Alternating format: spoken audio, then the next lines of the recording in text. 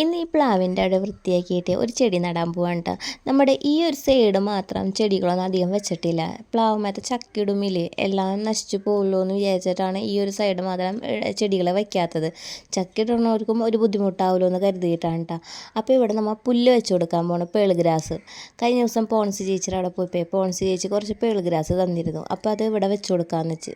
അപ്പോൾ ഇവിടെ മുളച്ച് വന്നിരുന്ന പാഴ്മരത്തിൻ്റെ കടയൊക്കെ എടുത്ത് ചെത്തിക്കളഞ്ഞു കേട്ടോ.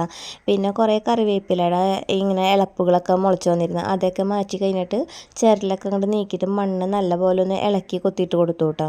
എന്നിട്ട് ഈ പേൾ ഗ്രാസിന് ഇങ്ങനെ ഒടിച്ചിവിടെ ഇങ്ങനെ നടാൻ കേട്ടോ. ഇപ്പം ഞാൻ തൽക്കാലത്തേക്ക് മണ്ണിങ്ങനെ ഇളക്കി കൊടുത്തിട്ട് നടണുള്ളൂ.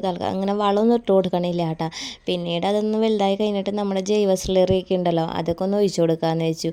നട്ട് കൊടുത്തിട്ട് ഇത് നല്ല പോലെ ഒന്ന് നനച്ച് കൊടുക്കണ്ട കേട്ടോ. കാരണം ഇന്നലെ വൈകിട്ട് എനിക്ക് തന്നിട്ട് ഞാൻ ഇന്നൊരു ഉച്ചയൊക്കെ കഴിഞ്ഞപ്പോഴാണ് ഞാൻ നട്ട് കൊടുക്കണത്. അപ്പോൾ തന്നെ ചെടി ചെറുതായിട്ടൊന്ന് വാടിയിട്ടുണ്ട്. അപ്പോൾ പിടിച്ച് കിട്ടുമോ എന്നൊരു സംശയം കൂടി ഉണ്ട്. എന്തായാലും പിടിച്ച് കിട്ടണമെന്ന് നല്ലപോലെ പ്രാർത്ഥിക്കുന്നുണ്ട് കേട്ടോ.